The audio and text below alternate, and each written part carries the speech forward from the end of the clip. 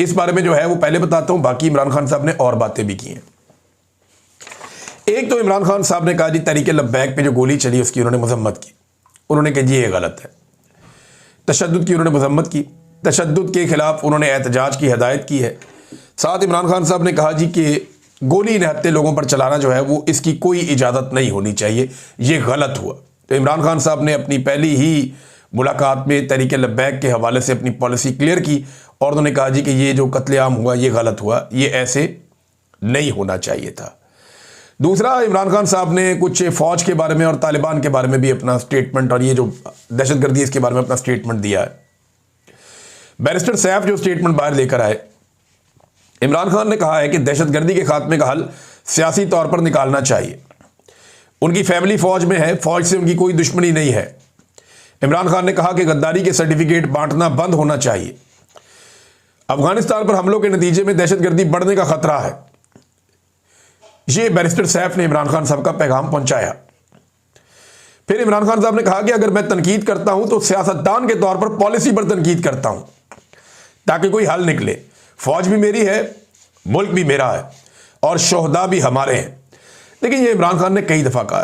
कई लोग ना ये कोशिश करते हैं कि जैसे फौज की और तहरीक इंसाफ की कोई जंग चल रही है, या कुछ लोग ये कहना चाहते हैं कि जैसे पाकिस्तान की फौज में और इमरान खान के अंदर कोई लड़ाई चल रही है। नहीं, ऐसा नहीं है। ये एस्टेब्लिशमेंट के चंद लोग हैं, जो मिलिट्री एस्टेब्लिशमेंट जिन्हें हम कहते हैं, जो अपनी नौकरियां पक्की करने के चक्कर में अपनी पॉलिसियां जो हैं वो तब्दील करते रहते हैं। ये जनरल फैद हमीद जैसे, जनरल बाजवा जैसे, अभी बहुत मौजूदा जो DGISI हैं, आर्मी चीफ हैं, ये लोग इसी तरह काम करते हैं ना। सबको अपना अपना फायदा होता है। अब आर्मी चीफ की एक्सटेंशन का मामला आया हुआ है, DGISI ने अभी भी एक्सटेंशन ले ली है। तो उनकी जो पॉलिसी है उनके ऊपर तनकीद माजी में भी होती थी, अभी भी होती, कोई नई चीज़ तो है नहीं। अब इसका मतलब ये नहीं है कि फ़ौज के साथ कोई दुश्मनी हो गई है या फ़ौज के साथ कोई जंग शुरू हो गई है। फ़ौज एक ऐसा इदारा है जिसको पाकिस्तानी अपना खून पसीने की कमाई में से अपना पेट काट के इन्हें पालते हैं, इस फ़ौज को। तो जिसको पाकिस्तानी कौम अपना खून पिला रही है उससे नफरत क्यों करेगी? अभी आप देखें ना, मैंने 1-2-4 दिन पहले भी कहा था कि अफगानिस्तान हो या इंडिया हो, बाहर से जरा सा कोई पाकिस्तानी फौज को तंग करता है, पूरी कौम फौज के साथ खड़ी हो जाती है। लेकिन सेम टाइम में मैंने ये सवाल भी उठाया था कि फौजी क़यादत जो फैसले करती है, क्या वो वफा निभाते हैं अवाम के साथ, जो अवाम उनके साथ वफा निभाती है? ये सवाल अपनी जगह पे मौजूद रहेगा। और मिलिट्री एस्टेब्लिशमेंट को अपनी गंदी सियासत के इस्तेमाल के लिए फौज को बतौर इदारा इस्तेमाल करना बंद कर देना चाहिए।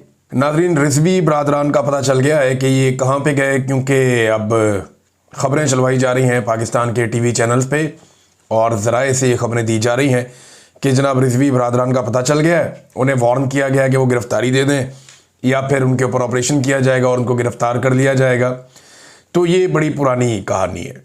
ये साफ साफ और सीधी सीधी बात यह है कि रिजवी बरादरान जो है वो एजेंसियों की तहवील में, अब वो ज़ख्मी हैं या ठीक हैं या वो सलामत हैं या क्या मामला है, ये भी नहीं पता। और अब फैसला किया गया है कि उन्हें पुलिस की हिरासत में दे दिया जाएगा या पुलिस जो है वो उनकी गिरफ्तारी डाल देगी। सादी बात यह है, और ये सब जानते हैं, कोई ढकी छुपी बात नहीं है। ये कहना बहुत मुश्किल है लेकिन ये हकीकत है, फैक्ट है, इसे हम भाग नहीं सकते। कल एक सीनियर जर्नलिस्ट कह भी रहे थे कि एक भाई भाग गया और दूसरा जो है वो एजेंसियों की तहवील में। बहरहाल अब उन्हें पुलिस के हवाले किया जाएगा, उनकी गिरफ्तारी डाल दी जाएगी, फिर उन्हें अदालत में पेश किया जाएगा, फिर जो कानूनी मामला आता है वो चलते रहेंगे, ज़मानत की कोशिश होगी, वो सारी चीज़ें चलती रहती हैं। लेकिन असल मामला ये है कि मामला क्या तय हुआ, यानी अगर ये एजेंसियों की हिरासत में है, दोनों भाई या दोनों में से एक भी, तो मामला क्या तय हुआ और किन शराइत के ऊपर चीज़ें आगे बढ़ रही हैं। नॉर्मली ये जो एजेंसियाँ दबाव डालती हैं और लोग बाहर आकर ये कहते हैं जी हम तो शुमाली इलाका जात में चले गए थे। कुछ लोग ये कहते हैं कि वो अभी गिरफ्तार हुए हैं। यानी आपको याद होगा इंतज़ार पंचुता साहब जो थे, उन्हें एजेंसियां उठाकर ले गई थी और बाद में वो एक वकूआ बना के उनको बाजियाब करवा लिया गया। अब यहाँ पे भी एक ऐसी कोई सूरत हाल बनाई जाएगी, वकूआ किया जाएगा या ये बताया जाएगा कि उन्होंने गिरफ्तारी दे दी है, या ये बताया जाएगा कि एक इतनी पार्टी है उनकी, वहाँ पे और लोग भी हैं। लेकिन ये बड़े भोंडे तरीके से हमेशा एजेंसियाँ करती हैं और इसको इस दफ़ा भी कर लेंगी। दबाव शबाव उनके ऊपर मौलवियों का आ रहा है। आहिस्ता आहिस्ता लोग जागना शुरू हो गए हैं, बात करना शुरू हो गए हैं कि मुरीद के अंदर जुल्म किया, आपने आपको ये नहीं करना चाहिए था। अगर एक पॉलिटिकल पार्टी या ये एक जिस तरीके से तहरीक लब्बैक की सियासत थी, उससे तो बहुत लोगों को इख्तलाफ है, मुझे भी है, लेकिन बात यह है कि ये कोई तरीका तो नहीं है कि आप घेर घार के चारों तरफ से और गोलियां चलाना शुरू कर दें और इंसानों का कत्लेआम कर दें। अब जो लोग मारे गए हैं वो वापस तो नहीं आ सकते। अब उनकी फैमिलीज को जो तकलीफ है, जो कर्ब है, वो उसका कौन मुदावा करेगा। मुफ्ती तकी उस्मानी साहब ने एक स्टेटमेंट जारी किया है। इसमें मुफ्ती साहब ने एक तो गजा का जिक्र किया और साथ में उन्होंने जिक्र कर दिया ये तहरीक लब्बैक वालों का भी। उन्होंने कहा जी कि शर्मुल शेख में गजा की जंगबंदी के मुआहदे पर दस्तखत हो गए और बेइख्तियार बकौल शायर दिल खुश तो हो गया मगर आंसू निकल पड़े। क्यों? ये देखें जरा, ये आपके पाकिस्तान के टॉप के आलम दीन है। उन 70,000 शोहदा को याद करके जिन्होंने अपनी मौत को गले लगाकर फ़लस्तीन को जिंदा रखा, ये याद करके कि इस अमन का सहरा लाखों जानों के नुकसान के बाद उसी के सर बंधा हुआ है जिसने कुदस में सफारतखाना कायम करके उसे इसराइल का मरकज करार दिया था। और 2 साल तक यानी ट्रंप के सर के ऊपर सहरा क्यों बांधा गया, वो ये कह रहे हैं भाई सहरा तो आपके अपने आर्मी चीफ ने और वजीर आजम ने बांधा है।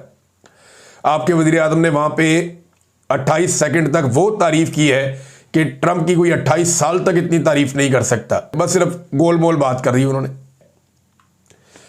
अच्छा जी, अब आप ये देखें कि बिल्कुल तहरीक लब्बैक वाला इसमें तस्करा है ही नहीं, सिर्फ एक जुमले का एक हिस्सा है थोड़ा सा।